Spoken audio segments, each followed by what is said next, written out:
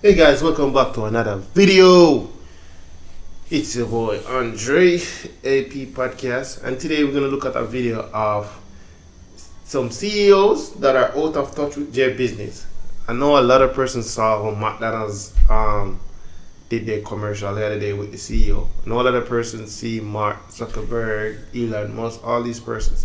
Are they really in touch with their business, or are they really just like the brains like behind everything? Just are they just don't have a clue what's really going on or how to do like these personal face? Because a lot of companies to really be trusted and to really know that it's have some form of authenticity is that you can see a face, a brand behind it. It could be a brand ambassador. It could be just the CEO themselves talking about their product and speaking very highly good recommendation about their product. So today we're going to look at some videos and see what this video is talking about. All right. CEOs, you either hate them, or Hate them. hate them. You would prefer the human race to endure, right? You're hesitating. Yeah, well, yes. I don't know. I would. This is a long hesitation. This is a long hesitation. There's so many questions implicit Should in the this. human race survive? Except the Costco CEO. We love you. Thank you for keeping the hot dog at $1.50. CEOs in the past, pre-internet and pre-social media, weren't really thought of when you were going to a company to get its product. You could have shopped at a place for 20 years straight, bought from the same clothing brand for 20 years, and not a single soul would know who was even behind the brand. But because social media now, every company and brand will try to put their CEO out there sometimes to seem cool and hip with the kids. Maybe they do a little TikTok trend or two. And some CEOs may be out there more or less, depending on how much the brand relies on it. Elon Musk was probably the biggest one to do it and be tied to a company, but it's safe to say that era is burned up in flames. His own Tesla shareholders told him to stop showing up to events because he's up the company's rep. He probably got happy when he heard that. He can now just schizo tweet all day on Twitter/X about Grok and retweet racist accounts. But for now, what I'll focus on is fast food CEOs, because if you haven't seen the news, Oh wow, yes. Yeah, a lot of companies, as I mentioned earlier, they want to have a face, want to have a say. It's their company, so they want to have a say. They want to have a figure face behind their product, their brand. So it's a good strategy, but sometimes some of them be so cringe. It's ruined the reputation of their own company. Sometimes it's good for them to stay behind and just let, the favorites show up for the company.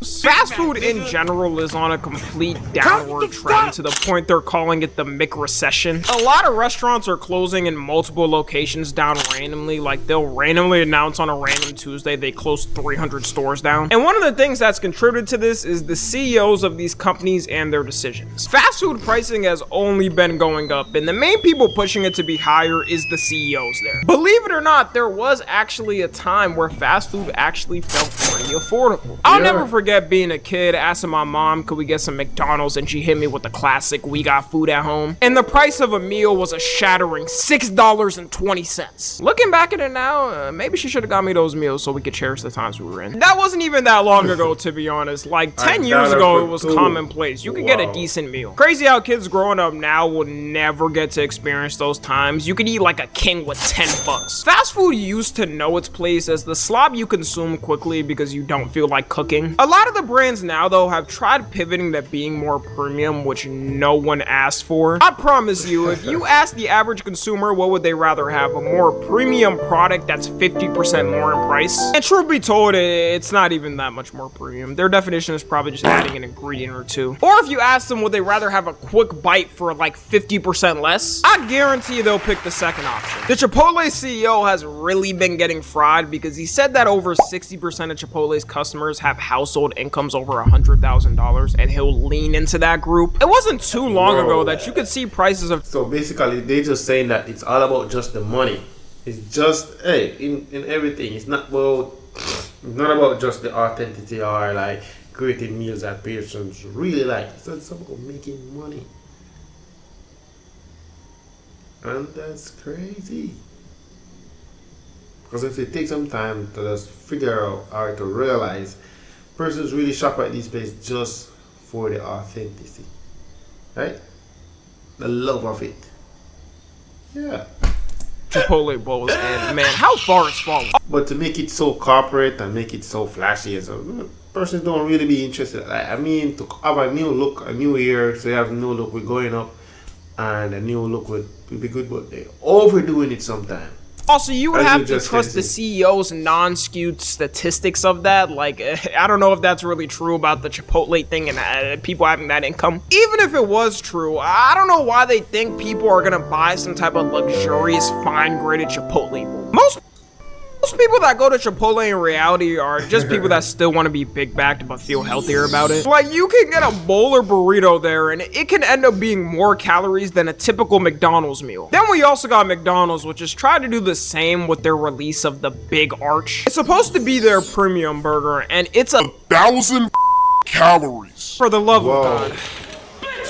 Don't eat this if you ain't at least semi-active. Eat these for a week straight and you're gonna wake up one day looking like Jabba the Hutt. Just getting the burger itself is $10 and a meal with the whole thing is $14. I'm gonna be honest, I tried it and not that bad, at least from the location I got it. My stomach was moving like the rumbling was happening for 10 hours. That's the price you pay for McDonald's, I guess. But for the price, it is absolutely not worth it. It was probably like 10% better than the Big Mac. Also, we can get to the McDonald's CEO because by now we've all seen the video. And this was probably the most generational PR damage McDonald's has received ever since the pink slime allegations, which I'm still not sure are allegations. We all moved on too quickly from it. So some crispy onions on here as well. I see those kind of coming out.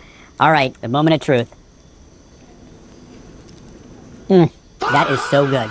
That's a big bite for a big arch. It's distinctively McDonald's. Only McDonald's could do this type of burger. I don't even know how to attack it. Listen to him. I don't even know how to attack it. Like, my nigga, it's a fucking burger, buddy. Yeah. Oh. So delicious, guys. I just love this product. So much gooey texture and great onions. When the CEO of the company doesn't even want to have their premium burger, that should tell you enough. Whoever's working on McDonald's social media team needs to be fired because why would you let this air? It is early since this meme, but I sincerely believe this is going to cause a long-term damage to the brand. This isn't like a random employee trying it or a manager at a location. This is the head of the brand struggling to even be able to eat his own food. And the video itself also gave other brands easy PR because now their CEOs coming out the woodworks making their own videos. This video has spawned me seeing CEOs I never knew even existed. I seen a video of the KFC CEO doing it. Like, what you mean it's not the Colonel anymore? And the truth is, someone like the McDonald's CEO is never having it on the daily, and I don't believe even The Colonel CEO is a female? Wow. I didn't even know that. weekly. He has his own custom chefs to make him and his family the best food out there, trying his best to avoid a single ingredient of McDonald's. Him calling the burger a product alone is gonna be the main deterrent for people. The unfortunate thing about fast food too is the price is only gonna get worse. Now that the company models are so heavily relied on investors and those investors always need more money, they're gonna have to keep bumping up the price, and yes, that's not including just inflation. Unless you get a CEO like the Arizona iced tea guy, shout out to him. It's just how it is now. One of the only ways you get a CEO that actually cares about the product is if they either worked in the store and built their way up, or if they were a part of the founding or founding family, because at that point it's very personal to you. And that usually is the restaurants that end up having the best rep. Now we can move on to the tech CEOs. And of course we gotta talk about Elon and Tesla. Now, as much as I can on Elon overall for being a loser, I'll talk about specifically Tesla and how out of touch he's become with his own companies. One of the main reasons Tesla started blowing up initially was because of how cool it made electric cars look. Before Tesla, electric cars were still taboo. At the most, people would get a Prius to save money on gas, but a Prius was also a tiny death box. The Tesla came in with a cool looking design and a bunch of cool features, including self-driving. You had to be there at Tesla's peak because at a certain point, it truly felt like the future to the public. Now, it didn't work perfect and still doesn't. It's probably gotten worse. You'll hear about an incident daily of someone's Tesla on self-driving, randomly driving off a mountaintop, but it just sounded too cool that people couldn't care. It was a lot to add it to the car at $8,000, but it was a lifetime subscription, so in the long run, it wasn't bad. Until, as of February 2026, the company decided to cancel the lifetime subscription, making it $100 a month to use. And this is also Elon could potentially hit his $1 trillion pay package, where one of the goals is to have 10 million people on full self-driving mode. Instead of, just adding the subscription on top of the option to fully buy it for lifetime, which they did have, they made it only one option so more people would get it and you would permanently be paying Tesla for life. There are a lot of people out there who bought the Tesla with the intention later on to add the lifetime subscription of full self-driving. And this is something Elon himself knew, but since he needs $1 trillion, which won't go to anything but SpaceX rockets blowing up in the air, or more money fed to Grok servers to produce AI slop, he gave every Tesla owner the middle finger. You just know everyone who bought a Tesla for the initial hype is pissed, especially those people who didn't get the lifetime subscription of the self-driving. I would say just sell it, but that little boy just spit on me, bro. What do you really just did? Used Teslas aren't doing too good on the car market. Seems like nobody wants to buy a Tesla in 2026. I wonder why. And even if you are someone who thinks you're smart and buys one with someone who already got the lifetime before they got rid of it, they now added a policy on some of the Teslas where the lifetime is tied to the original owner. So they wipe the whole software when it's sold and you gotta buy a subscription. This is biblical levels agreed. There is no point in doing all that. One of the main ways Tesla got big too was Elon being relatable to people and kind of being the only CEO who knew internet memes. It seemed like at the time he cared people could actually enjoy Tesla as a product and didn't just try things to boost his sales. Now he's just the average billionaire joining the you will own nothing and be happy group. It isn't a new thing of Tesla trying to cut costs. In 2021, the company decided to start removing their radar sensors and parking sensors to add Tesla's custom own. And engineers in Elon's own company told him he shouldn't, but of course he doesn't give a about their opinion. He's the epic meme lord of Twitter. He knows right from wrong decisions. This company model of companies slowly luring you in with the best deals ever only to you over in the long term is so annoying. I'd rather you just tell me at the start how things are gonna be. And this AI takeover has gotten so ridiculous with every tech CEO trying to make something AI. Not every new product you release has to have some form of AI in it. They'll somehow find a way to add every product, every software, every app right now is including AI in it. I see a TikTok update the other day. I need to have AI. What are you gonna use AI on TikTok for? To help you search for videos? I don't know. Yeah, probably that's what it's for.